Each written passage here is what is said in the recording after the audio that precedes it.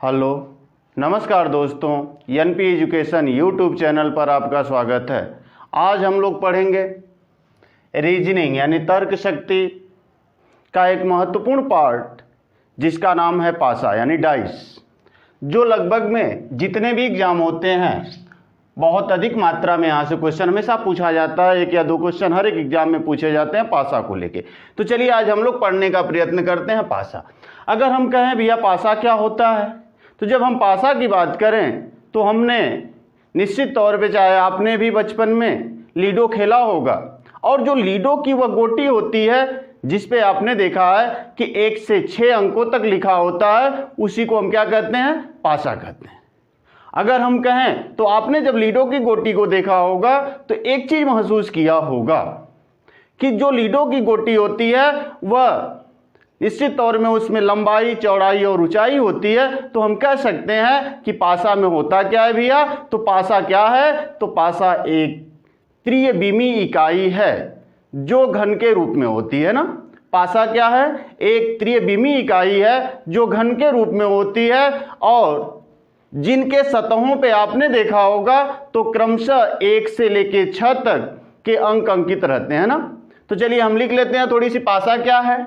तो हम लिख सकते हैं कि पासा, अगर हम लिखें तो पासा एक त्रिविमीय आकृति होती है।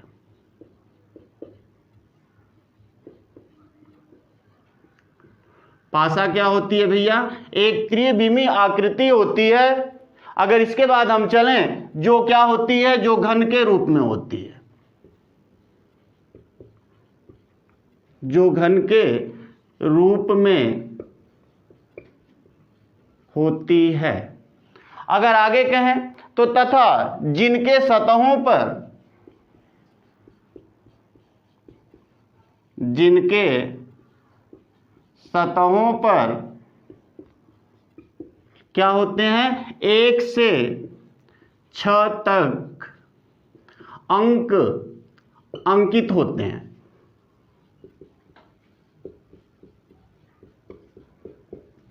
यही पासा होता है ना।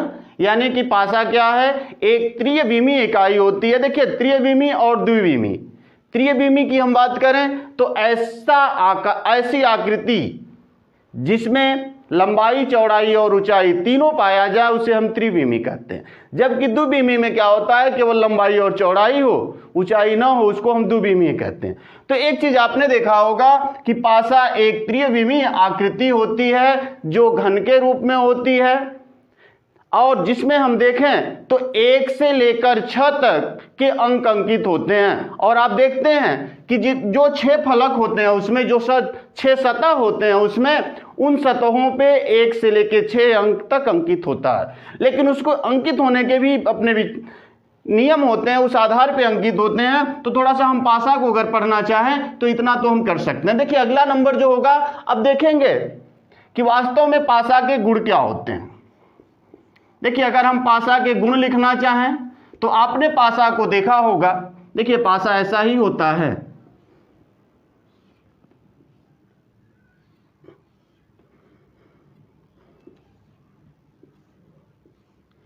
यह पासा है। अब अगर आपने पासा को देखा होगा, चूंकि देखिए होता क्या है, पासा एक त्रिविमीय का ही आकृति होती है, जबकि हमारा ब्लैक बोर्ड हो चाहे हमारा पेपर हो यह द्विविमीय होता है। इसमें केवल लंबाई और चौड़ाई होती है। इसलिए पासा को इस पे लिखने में निश्चित तौर पे हम क्या कर पाते हैं, केवल हमको 3 ही अंक दिखाई देते हैं, 3 सतह ही दिखाई देगी, बाकी कोई सतह नहीं दिखाई देगी। लेकिन पासा में एक चीज आप देखेंगे, देखिए अगर हम बात करें कितने किनारे होंगे तो आप स्पष्ट रूप से कहेंगे 4 ऊपर किनारे नजर आ रहे हैं, 4 नीचे किनारे नजर आ रहे हैं। और देखिए इन दोनों की गिनती नहीं हुई, 2 यह हुए और 2 उधर वाले हो जाते हैं। यानी कि अगर हम कह सकते हैं कि पासा के जो गुण होते हैं तो हम लिख सकते हैं कि पासा में कुल कितने किनारे हो गए भैया, देखिए 1 2 3 4, फिर देखिए नीचे 1 2 3 4 यानी 8 हो गए, 9 10 11 और 12। अर्थात हम लिख सकते हैं पासा में कुल 12 किनारे होते हैं। कितने किनारे होते हैं भैया? 12 किनारे होते हैं। अर्थात पासा में कुल कितने किनारे होते हैं? 12 किनारे होते हैं। और यदि हम पासा में कोनों को गिने तो आप देखेंगे 1 2 3 4 और 4 नीचे। अर्थात हम लिख सकते हैं कि पासा में कुल 8 कोण होते हैं। यानी कि हम कह सकते हैं कि पासा में कुल कितने कोण होते हैं या कोने होते हैं? तो 8 होते हैं। अब देखिए एक चीज और आप कर सकते हैं, जो पहला यह था, दूसरा पॉइंट और तीसरा पॉइंट आप लिख सकते हैं। पासा के प्रत्येक भुजा की लंबाई क्या होती है? समान होती है ना, क्योंकि यह एक घन के रूप में होता है तो इसकी लंबाई, चौड़ाई और ऊंचाई सब समान होगी। तो आप लिख सकते हैं कि पासा के प्रत्येक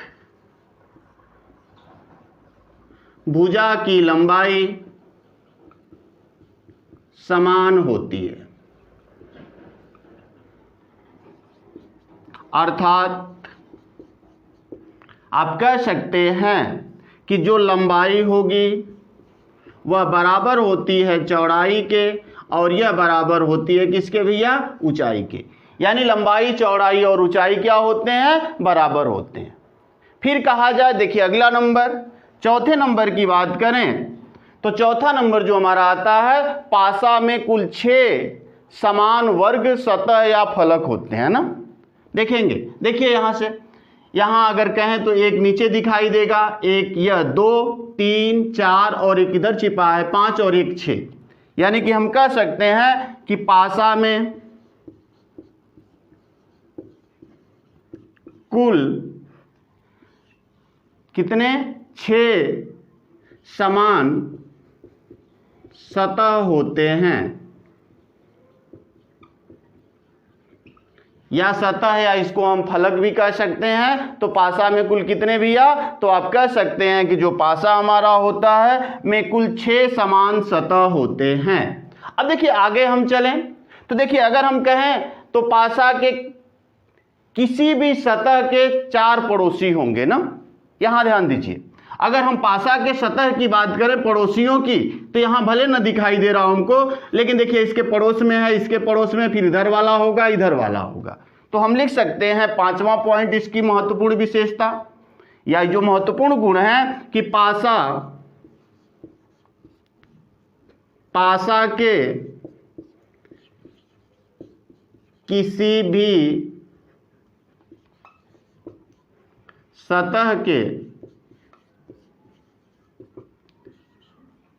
4 पड़ोसी सतह होते हैं। मतलब किसी भी आप फलक को लीजिएगा, किसी भी आप सतह को लीजिएगा, तो 4 पड़ोसी सतह होंगे। पड़ोसी का मतलब जो इससे एकदम सटे हुए हैं। पड़ोसी वही होता है ना जो एकदम सटा हुआ हो, नजदीक का हो। तो देखिए यहां पे अगर हम बात करें कि यह है तो इसका पड़ोसी यह भी होगा, यह भी होगा, इससे इधर वाला सटा होगा, इससे इधर वाला भी सटा होगा। तो जो पासा होता है उसके कितने? तो हम कह सकते हैं किसी भी सतह के 4 पड़ोसी सतह होते हैं। तथा 4 पड़ोसी के सतह के बाद भी यह क्या होता है? आप एक चीज हमेशा ध्यान दीजिएगा कि आप कह सकते हैं एक विपरीत सतह भी होता है, क्योंकि देखिए ऊपर हो गया एक ठो तो उसके नीचे भी एक ठो सतह होगा ना। तथा आप लिख सकते हैं एक विपरीत सतह होता है।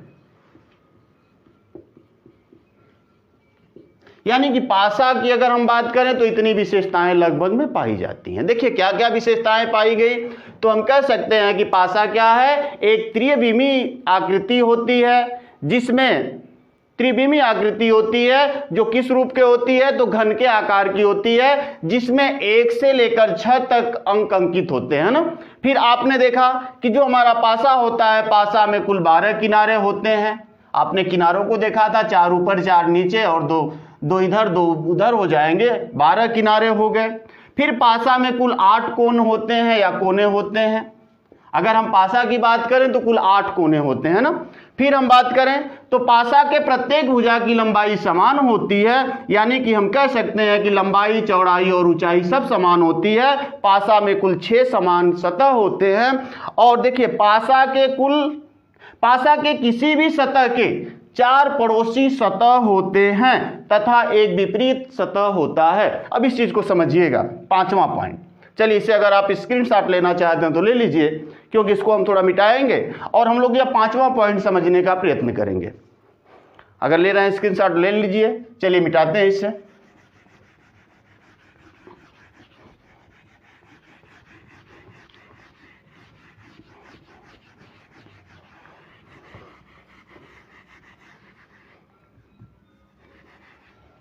देखिए अगर हम पासा की बात किए भैया तो आ जाइए थोड़ा सा।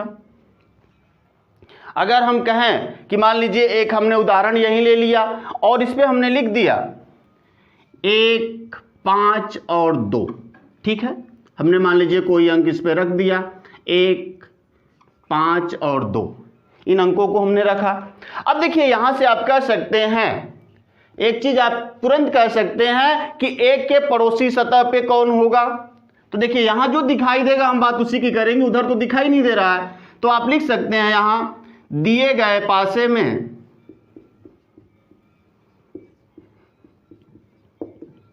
स्पष्ट है कि, देखिए क्या क्या स्पष्ट हम कर सकते हैं कि यहां पे एक चीज आप ध्यान दीजिएगा, एक का पड़ोसी सतह कौन कौन होंगे भैया। तो आप कहेंगे 5 और 2 होगा, क्योंकि हमको दिखाई दे रहा है 5 और 2 होंगे, नहीं ना, 5 और 2 होंगे। तो एक चीज आप बताइए, क्या जब इसके पड़ोसी हैं तो इसके विपरीत सतह में 5 और 2 हो सकते हैं। अतः हम लिख सकते हैं, अतः एक के विपरीत सतह पर, एक के विपरीत सतह पर 5 और 2 नहीं हो सकते, नहीं होंगे, कंफर्म कर सकते हैं। क्योंकि जब यह सामने दिखाई दे रहे हैं, इसके पड़ोसी हैं, तो इसके विपरीत में हो नहीं सकते। उसी तरह से आप कर सकते हैं कि 2 का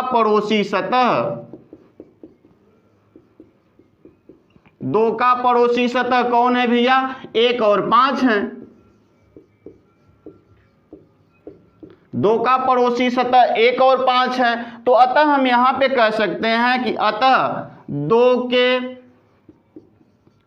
विपरीत सतह पर क्या 1 और 5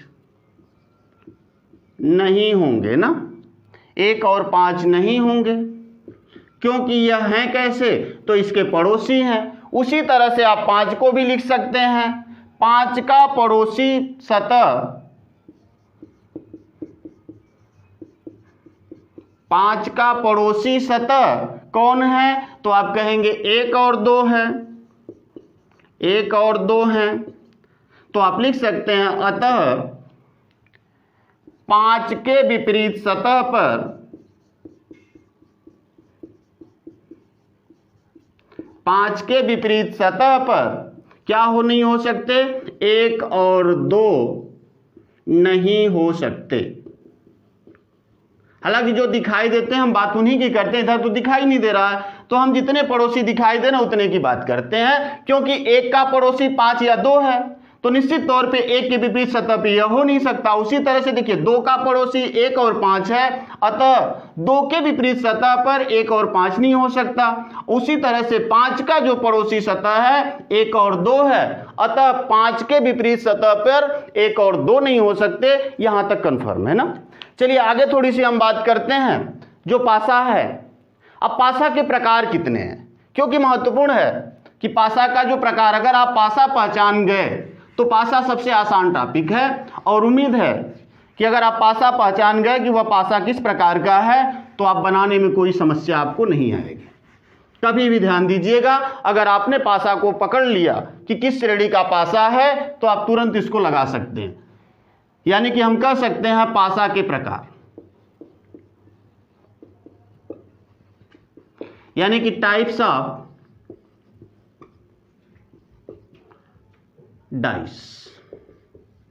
अब पासा की जब हम प्रकार की बात करते हैं तो देखिए पासा भैया दो प्रकार का होता है। अगर पासा के प्रकार की हम बात करें तो पासा दो प्रकार का होता है। एक होता है साधारण पासा,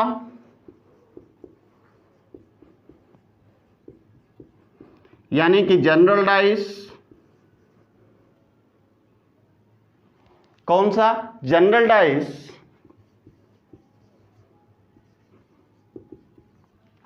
और एक होता है विशिष्ट पासा। विशिष्ट या इसी को हम मानक पासा भी कहते हैं। मानक पासा, क्योंकि कभी कभी पूछ देता है मानक पासा क्या है तो आप परेशान हो जाते हैं। इसी को हम मानक पासा भी कहते हैं, यानी स्टैंडर्ड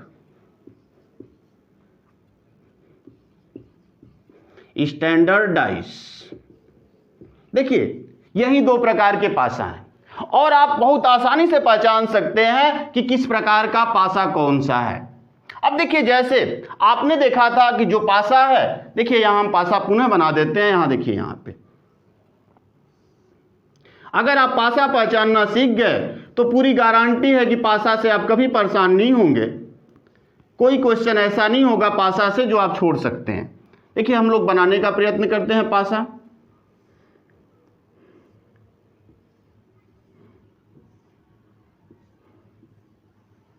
चलिए अब देखिए पासा के तीन सतह हमको दिखाई दे रहे हैं भैया। अब यहां देखिए 2, 4 और 3 हमने लिख दिया, जबकि यहां वाले पासा पे हमने लिख दिया 1, 5 और 3। 1, 5 और 3 लिख दिया, ठीक है।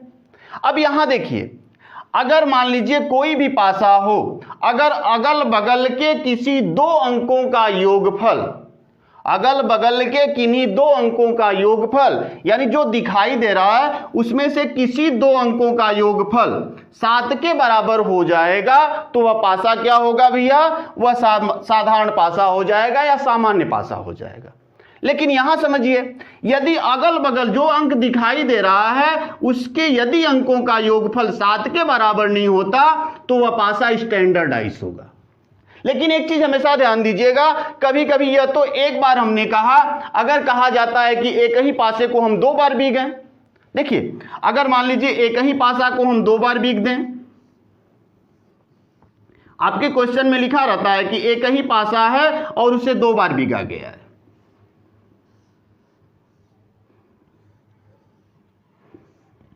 एक ही पासा को कितने बार? अगर 2 बार बीगा गया, मान लीजिए यहां भी हम बना लेते हैं कि एक ही पासा है, इसे 2 बार बीगा गया है,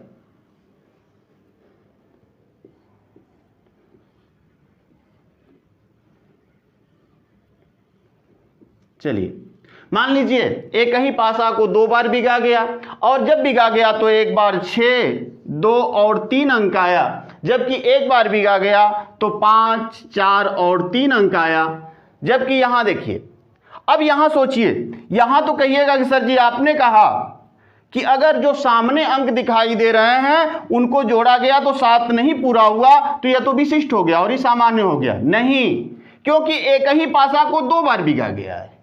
तो क्या भी ऐसा कोई कंडीशन बनता है कि एक ही पासा जो है एक बार सामान्य बन जाएगा, एक बार विशिष्ट बन जाएगा?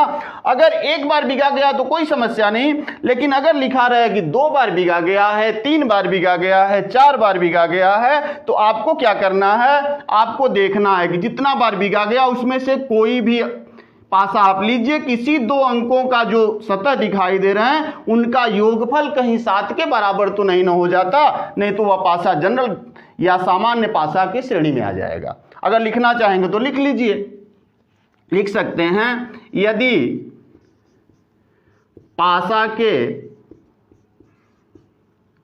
अगल बगल के, देखिए अगल बगल ही हैं सब, अगल बगल के किन्हीं 2 अंकों का योगफल यदि 7 के बराबर होगा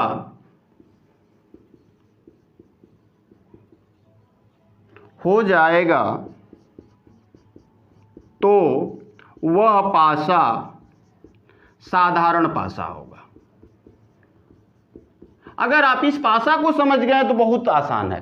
देखिए यहां तो समझ में आ रहा है, लेकिन यहां 2 बार बिगा गया, एक बार बिगा गया तो नहीं हुआ, लेकिन जब उसी पासा को दूसरे बार बिगा गया तो 7 हो गया। तो आपको जितना बार बिगा जाए, देखिए क्या किसी में तो पूरा नहीं होता 7, अगल बगल के किन्हीं 2 अंकों का योगफल। देखिए लिखा गया यदि पासा के अगल बगल के किन्हीं 2 अंकों का योगफल यदि ठीक 7 के बराबर हो जाएगा तो वह पासा क्या होगा भैया, साधारण पासा होगा। समझिए यहां से, अगर देखिए यहां इसमें तो 7 नहीं पूरा हो रहा था, लेकिन यहां पूरा हो जा रहा था, अर्थात यह कैसा पासा था, साधारण पासा था।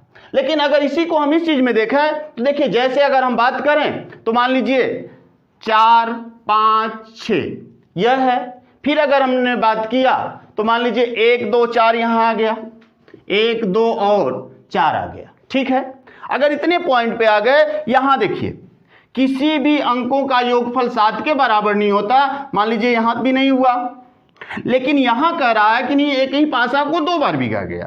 तो देखिए क्या अंकों का योगफल किन्हीं 2 अंकों का योगफल 7 के बराबर हुआ, तो आप कहेंगे नहीं हुआ।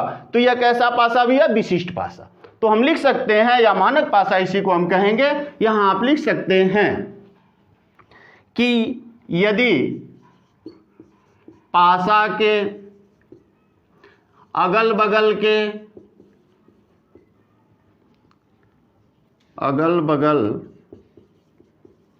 के किन्हीं 2 अंकों का योगफल 7 के बराबर न हो तो वह पासा क्या होगा भैया, मानक, या जिसको हम कहेंगे विशिष्ट पासा होगा।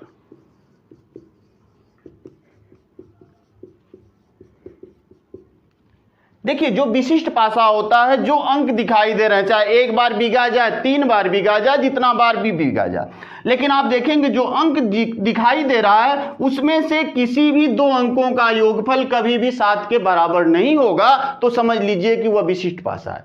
यदि 7 के बराबर हो जाए तो समझ जाइए वो साधारण पासा है। कन्फर्म। अब देखिए यहां क्या होता है, अगल बगल के अंकों का योगफल 7 नहीं होता, बल्कि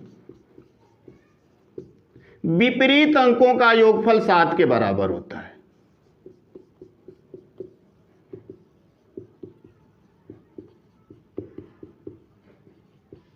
सात के बराबर होता है, यानी कि हम बात करें तो यहां अगल बगल के अंकों का योगफल 7 नहीं होता, बल्कि जो विपरीत सतह के अंक होते हैं उनको जोड़िएगा तो 7 के बराबर होगा। अगर इतना आप पहचान लेंगे तो हम उम्मीद रखते हैं कि पासा में आपको कोई समस्या नहीं आएगी। तो आज के लिए इतना ही।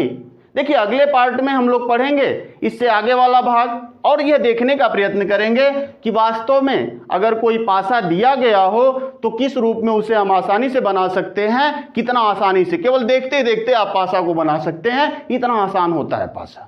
बस आप यह चीज पहचान लीजिए कि कौन सा विशिष्ट पासा है और कौन सा साधारण पासा है, तो इस आधार पे हम कर सकते हैं। अगर आप स्क्रीनशॉट लेना चाहते हैं तो ले लीजिए, लेकिन इस चीज को हमेशा ध्यान में रखिएगा कि हम अगर विशिष्ट पासा या सामान्य पासा की बात करें तो इन्हीं रूलों में चलता है। और आगे हम लोग कल पढ़ेंगे साधारण पासा को। अगले पार्ट में हम लोग साधारण पासा को पढ़ेंगे और देखेंगे किस प्रकार से हम क्वेश्चन को बना सकते हैं। तब तक के लिए धन्यवाद। उम्मीद है कि आपको यह वीडियो अच्छी लगी होगी। तो आप निश्चित तौर पे अगर अच्छी लगी है तो आप ऐसे ही वीडियो को देखते रहिए ताकि आपको एक क्रम वाइज वीडियो मिलती रहेगी। धन्यवाद।